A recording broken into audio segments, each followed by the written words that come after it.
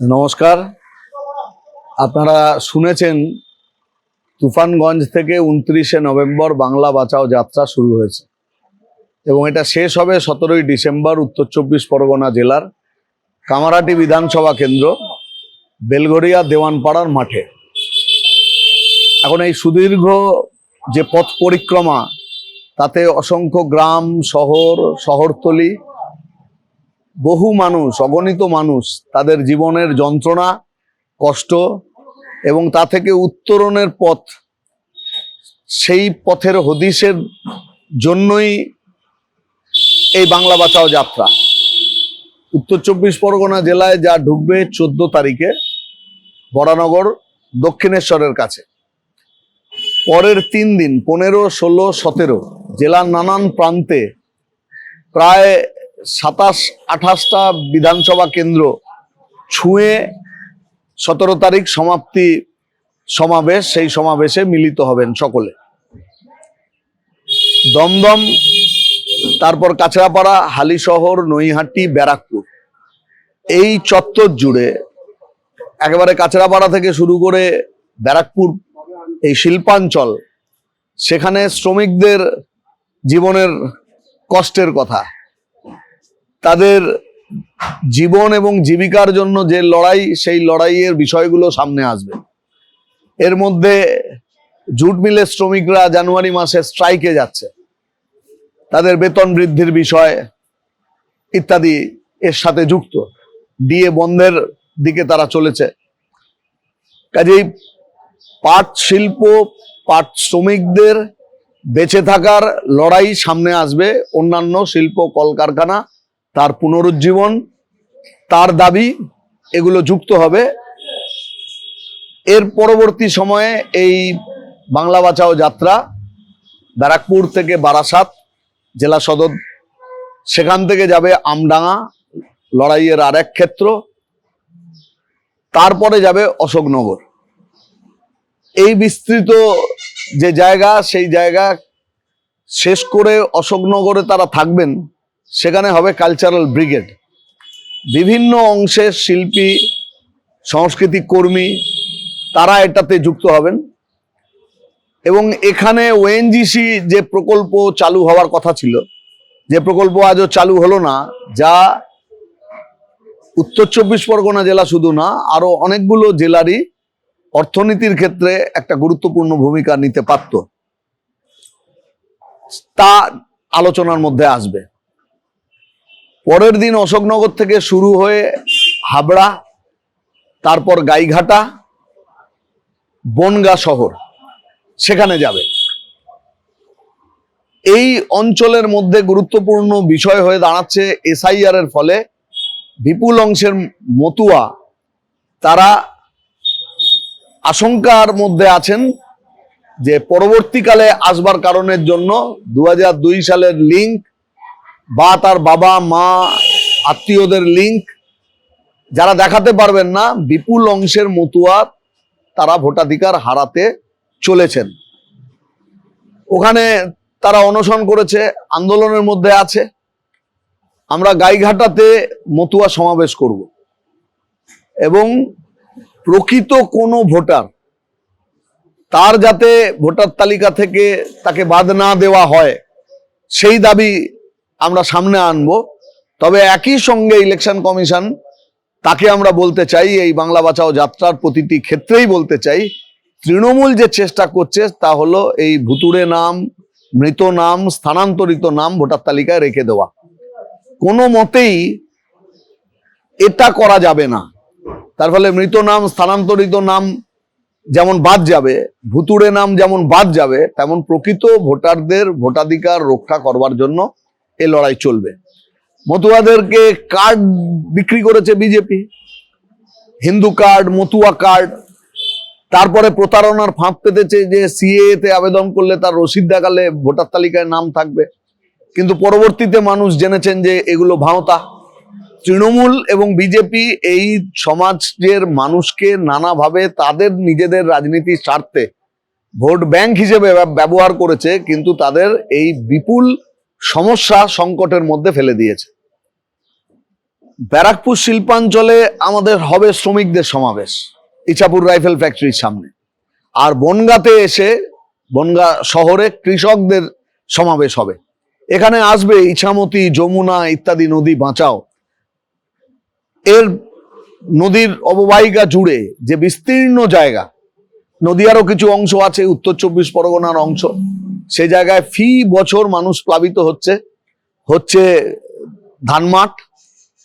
তাহলে চাষবাসেরও ব্যাপক ক্ষতি হচ্ছে, মানুষের টিকে থাকাটাও কঠিন হয়ে যাচ্ছে।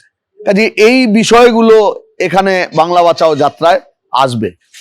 এই বিস্তীর্ণ জায়গায় আমরা অসংখ্য স্কুল পেরিয়ে পেরিয়ে আসব, যে স্কুলে কোথাও টিচার আছে, কোথাও ছাত্র নেই, কোথাও ছাত্র আছে তো টিচার নেই। সরকারি শিক্ষা ব্যবস্থা ভেঙে পড়েছে। আর এখান দিয়ে আস্তে আস্তেই আমরা দেখব যে দৈত্যের মতো প্রাইভেট কোম্পানি শিক্ষা বিক্রি করছে, যেখানে 4 লাখ থেকে 20 লাখ টাকা দিয়ে ছেলে মেয়েদের পড়াশোনা করতে হবে হায়ার স্টাডিজে, গ্র্যাজুয়েশন লেভেলে। আর নিচের দিকে আমরা দেখব যে প্রাইমারি স্কুল, সেখানেও বেসরকারি স্কুলগুলো তৈরি হচ্ছে। তার ফলে এখানে অভিভাবক, ছাত্রছাত্রী, তাদের সঙ্গে বাংলা বাঁচাও যাত্রায় অংশগ্রহণকারী নেতৃত্ব কথা বলে সেই গ্রাম এবং সেখানকার শিক্ষার যে করুণ অবস্থা সেটা বুঝবে। এটা যখন পেরিয়ে আসবো আমরা বারাসাত, তখন বারাসাতের হসপিটাল, যেটা কয়েকদিন আগে খবরের শিরোনামে এসেছিল, আরজি করে আমরা শুনেছিলাম যে ডেড বডি বিক্রি হয়, আর এখানে এসে দেখা গেল যে ডেড বডি বাড়ির লোকেরা যখন পাচ্ছে, তার চোখের মধ্যে তুলসী পাতা দেওয়া, পাতা উঠিয়ে দেখে যে চোখ নেই। তাহলে এখানে অঙ্গ প্রত্যঙ্গ বিক্রি, তারও ব্যবস্থা হচ্ছে। তার ফলে জেলা সদর হসপিটাল হোক, মহকুমা হসপিটালগুলো হোক, সেইগুলোকে রক্ষা করা, বাঁচানো, তার কথা আমরা আনব। বনগাঁ থেকে এই জাঠা যাবে বাদুড়িয়া, স্বরূপনগর, তেঁতুলিয়া ব্রিজ, এখানেও এক বড় সমাবেশ হবে। তারপর যাবে খোলাপোতা। আপনারা জানেন এখানেও যে একদিকে বিজেপি তারা মতুয়াদের সিএ ইত্যাদি এই সমস্ত বিষয় আনছে তাদের সামনে, আরেকদিকে এসআইআর কে কিভাবে বিভাজনের টুল হিসেবে ব্যবহার করা যায় তার সঙ্গে যে মিডিয়া আছে, সেই মিডিয়া সেই কাজ করছে। তার ফলে এই হাকিমপুর অঞ্চলে প্রচুর সংখ্যালঘু মানুষ তারা চলে যাচ্ছেন, এমন ভাবে বলা হচ্ছে বিজেপি বা আরএসএস তারা বেশ কয়েক বছর ধরে বাংলায় সেন্সাস নেই, কোন জায়গার ডেমোগ্রাফি কি, কত শতাংশ হিন্দু, কত শতাংশ মুসলমান, কত শতাংশ আদিবাসী মানুষ, এসব কেউ কিছু জানে না। কিন্তু মন গড়া কতগুলো কথা তারা বলছে যে রোহিঙ্গা অনুপ্রবেশকারী, তাদেরকে তাড়িয়ে দেওয়ার জন্যই হচ্ছে আমরা এই এসআইআর করছি। তার ফলে এখানে প্রকৃত বিষয় কি, এখানে মানুষের প্রকৃত সমস্যা কি? হিন্দুদের সমস্যা কি মুসলমান, না মুসলমানদের সমস্যা হিন্দু? তা তো নয়। তাহলে এখানে ক্ষেত মজুরদের সমস্যা, এখানে কৃষি যে অলাভজনক জায়গায় গেছে, বিপুল পরিমাণ পরিযায়ী শ্রমিক Bongaon subdivision, Basirhat subdivision থেকে বাইরে চলে যেতে বাধ্য হচ্ছে, এবং তারা হেনস্থার শিকার হচ্ছেন গোটা ভারতের, যেখানে বিশেষত বিজেপির গভর্নমেন্ট আছে সেই সমস্ত জায়গায়। তার ফলে এখানকার মানুষের জীবন এবং তার সামনে যে সমস্যাগুলো আছে সেই সমস্যাগুলো আমরা এখানে তুলে ধরব। এখান থেকে খোলাপোতা, বসিরহাটের আরেক জায়গা, যেখানে ক্ষেত মজুর তাদের সমাবেশ ঘটবে, বিপুল অংশের ক্ষেত মজুর। এখানে মজুরি কতটুকু চলে যাচ্ছে দক্ষিণ ভারতে, সারা বছর তো আর ক্ষেত মজুর থাকে না, তাকে অন্য জায়গায় কাজ করতে হয়, গ্রামে কাজের জায়গা কমে যাচ্ছে। ট্রাম্পের সঙ্গে মোদির রিলেশনের ছন্দপতন যখন ঘটছে, তখন এখানে মাছ চাষে তার উপর এফেক্ট আসছে। গভর্নমেন্ট আগে যে গজ ব্যান্ডেজের কাপড় নিত, কুটির শিল্পের মতো ঘরে ঘরে ব্যান্ডেজ তৈরি হতো, এখন সেটা বন্ধ হয়ে যাচ্ছে। তার ফলে এই ইন্ডাস্ট্রিগুলো যেগুলো ছোট ছোট তৈরি হয়েছিল, যেখানে বিপুল অংশের মানুষ কাজ করতেন, সেই সমস্ত কাজের ক্ষেত্রে বড় ধরনের সংকট তৈরি হচ্ছে। তাহলে সব মিলিয়ে এই সমাবেশে মানুষের এই জীবনের সংগ্রামের কাহিনী এখানে উঠবে। ওখান থেকে আমরা সোজা চলে আসব মধ্যমগ্রাম বারাসাত পেরিয়ে। এই সময়কালে শুধু নয়, বাংলার ইতিহাসে একটা বিরলতম ঘটনা, যা গোটা পৃথিবী জানেন, যে জাস্টিস ফর আরজি কর। সেই যে মুভমেন্ট, যেখান থেকে মানে সেই মেয়েটির বাড়ি যেখানে ছিল আরজিকর হসপিটালে, ছাত্রী এবং ডাক্তার, তাকে হসপিটালে কর্মরত অবস্থায় ধর্ষিতা হতে হলো, খুন হতে হলো, তার বাড়ি পানিহাটি। আমরা রিক্লেম দ্য নাইট সেই আহ্বান ওখানে মহিলারা, তরুণ প্রজন্ম তারা রেখেছেন, এবং এই বাংলা বাঁচাও যাত্রা গিয়ে উপস্থিত হবে পানিহাটিতে। সেখানে এই জাস্টিসের কথা আবার উঠবে। 6 থেকে 60 কোনো মহিলাই নিরাপদ নয়। সরকারি ফরমান হচ্ছে ঘরে ঢুকে যাও, মহিলাদের বেরোনোর দরকার নেই। আরএসএস বিজেপি ওর মনোগত ইচ্ছে হচ্ছে তাই, নারী হচ্ছে আমার গরু, ভেড়া, ছাগল বা পণ্য, তার মতো একটা কিছু। সে যে সমানাধিকার চাইতে পারে, জ্ঞানে, শিক্ষায়, কাজে, কর্মে পুরুষের সঙ্গে সমানভাবে চলতে পারে, এই ধারণা তো এদের নেই। তার ফলে রাজ্যের মুখ্যমন্ত্রী মহিলা হওয়া সত্ত্বেও তাই বললেন। আর কোন অভিযুক্ত এই ধর্ষণ খুনের মামলায়, সে পার্ক স্ট্রিট থেকে শুরু হয়ে কামদুনি, মধ্যমগ্রাম, হাঁসখালি, জলপাইগুড়ি, হাজার একটা উদাহরণ দেওয়া যায় যেখানে কোনো বিচার হলো না। সেই কারণের জন্যই তো মানুষের ক্ষোভের উদ্গীরণ হয়েছিল, তারা ক্ষোভে ফেটে পড়েছিলেন যে উই ওয়ান্ট জাস্টিস। গান, সেই গান এমন বিখ্যাত হলো যে সব মানুষের মুখে মুখে সেই গান ফিরতে থাকলো, আর কবে, আর কবে। তাহলে এই সব মিলিয়ে আরজিকর আমাদের গোটা মানুষের চেতনাকে যেভাবে নাড়িয়ে দিয়েছিল বাংলা বাঁচাও যাত্রায়, সেই প্রশ্ন আবার উঠবে। এই জঙ্গলের রাজত্বের অবসান ঘটাতে হবে। 17 তারিখ সকালবেলা আমরা যাব। আজকের 18 থেকে 40-এর সব থেকে বেশি সংখ্যায় যে পেশায় যুক্ত, সে উচ্চশিক্ষিত হোক, মাঝারি শিক্ষায় শিক্ষিত হোক, অথবা কম লেখাপড়া জানা ছেলে মেয়ে হোক, তাদের কাজের জায়গায় এটাই। মার্কেটে বসে ডিয়ার লটারির দোকান দিতে হয়, অথবা টোটো চালাতে হয়, অথবা মোবাইল অ্যাপ বেসড যে কাজগুলো এসছে, গিগ ওয়ার্কার্স, বিভিন্ন ধরনের বাইক সংস্থার বাইক চালাচ্ছে, অথবা মুদিখানা থেকে শুরু করে খাওয়ার জিনিসপত্র, পণ্য বিভিন্ন বাড়ি বাড়ি সাপ্লাই করছে।